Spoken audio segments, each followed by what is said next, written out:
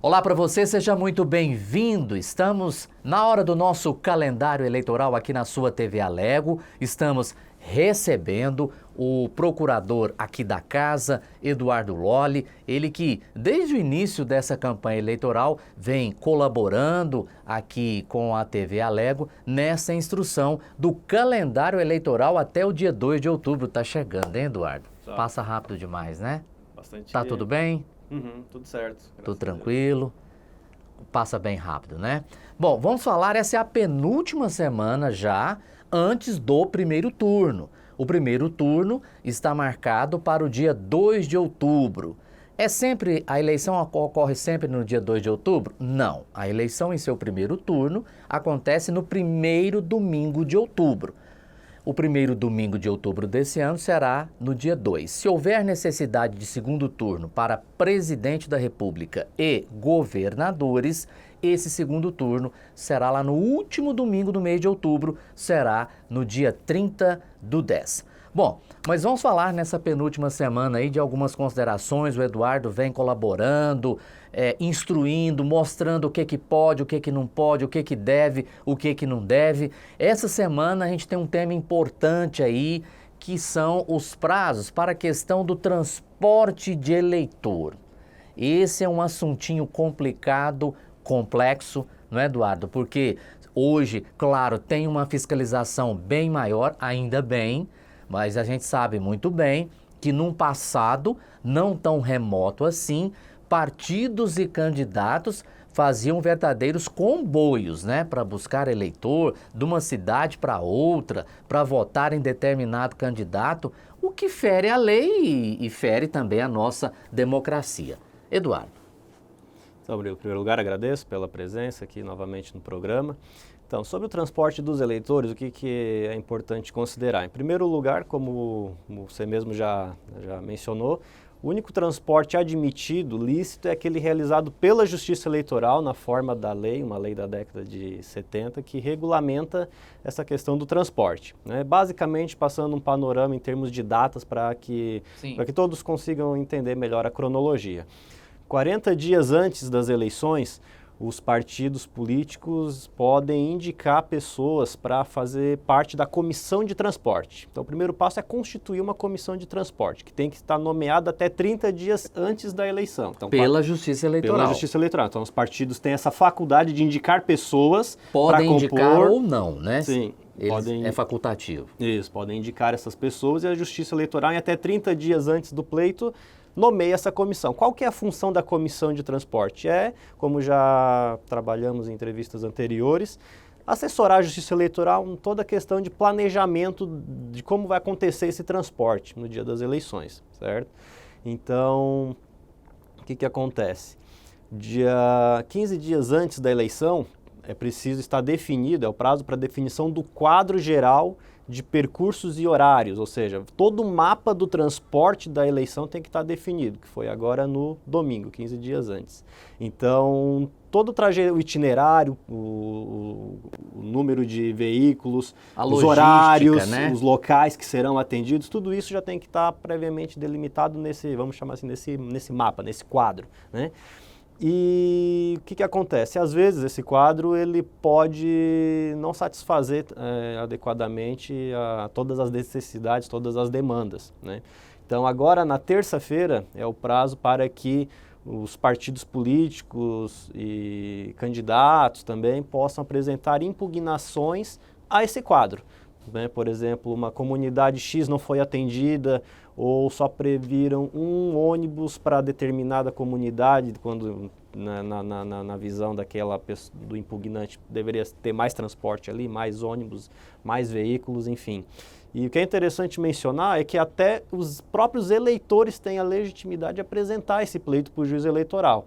Então, o eleitor comum pode fazer isso, então? O eleitor comum sim, mas não isoladamente. A lei prevê um número mínimo de 20, para que também haja uma certa representatividade para que a Justiça Eleitoral reconheça a viabilidade daquele pedido. Então, se 20 eleitores se mobilizarem em torno dessa questão, eles podem apresentar uma petição escrita ao juiz eleitoral para que, por exemplo, aquela comunidade onde eles vivem seja contemplada nesse quadro de horários e percursos, né?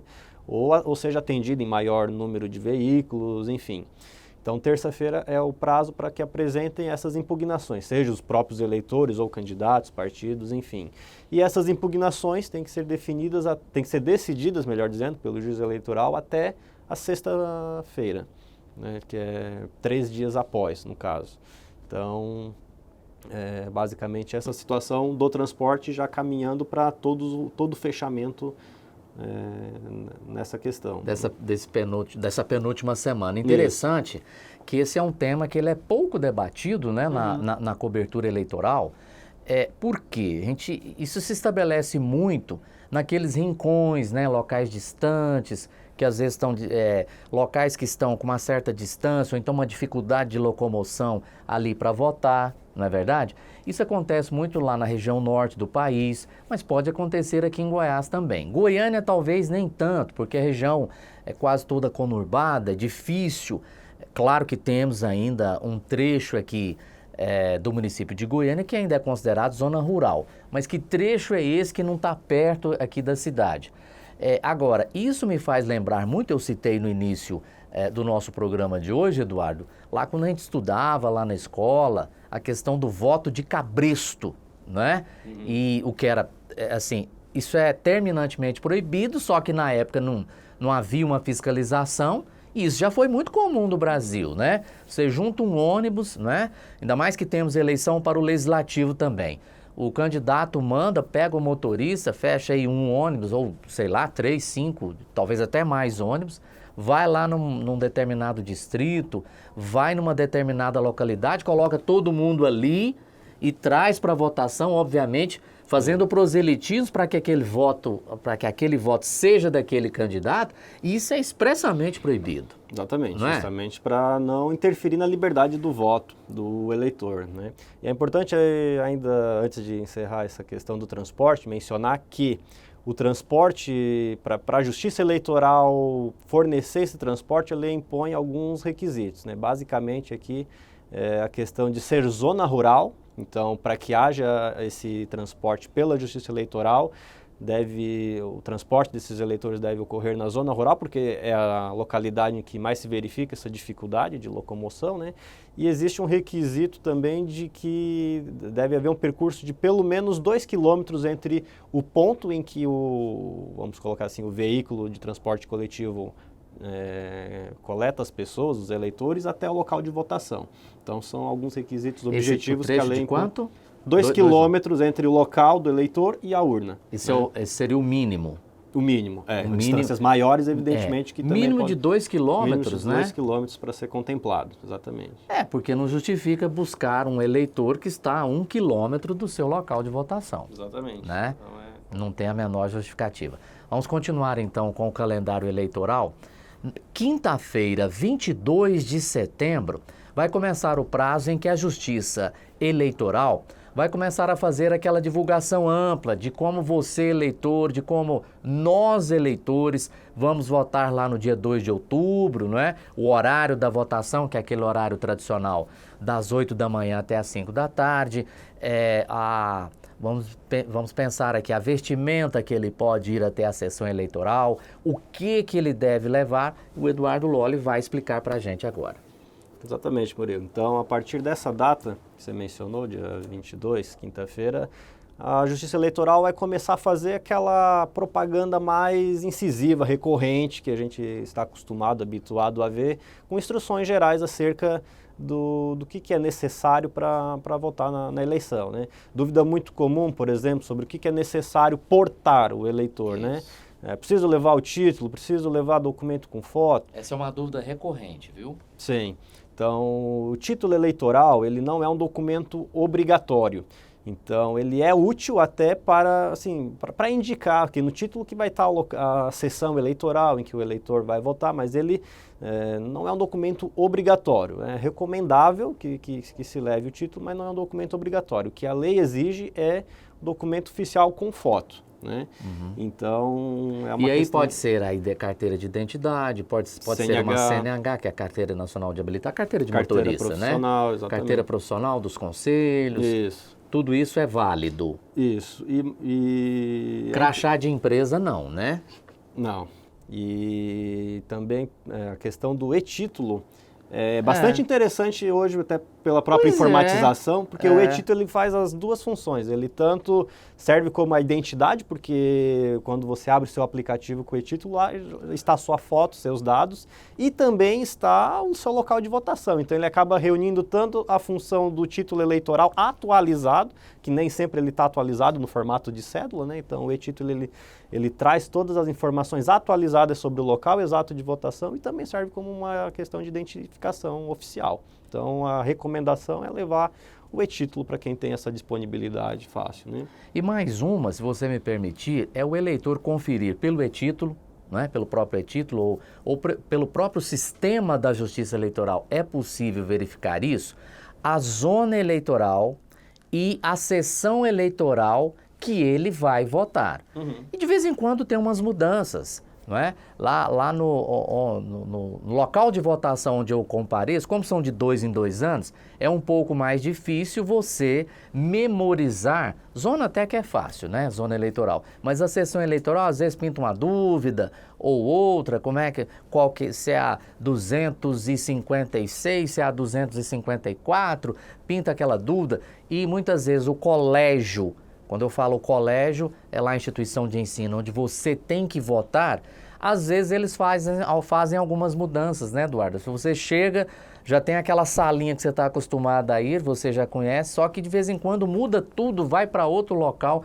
Então, eu acredito que seja importante, acho que você pode confirmar isso ou não, o eleitor saber de antemão ali no sábado, na sexta-feira, né, na sexta 30 ou no sábado 1º de outubro, já saber exatamente qual é a zona e qual é a sessão eleitoral que está votando. Sim, não é? Sempre bom fazer essa checagem antes, né? Claro que no dia haverão pessoas da Justiça Eleitoral em cada local de votação instruindo exatamente essa questão que você falou de sala, se vai ser, né, primeiro andar, segundo andar, enfim.